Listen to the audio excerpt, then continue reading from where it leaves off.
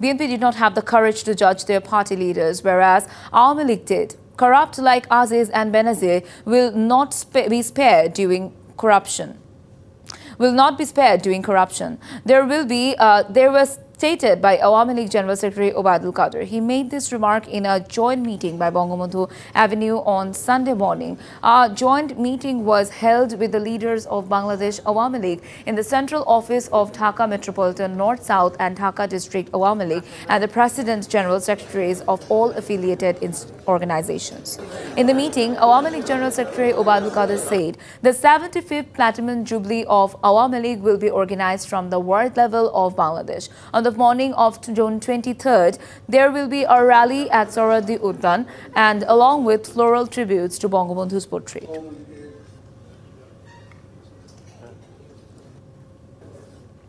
নগদে 500 টাকা বা তার বেশি পেমেন্টে পেতে পারেন ঢাকায় জমিসহ 20 কোটি টাকার পুরস্কার।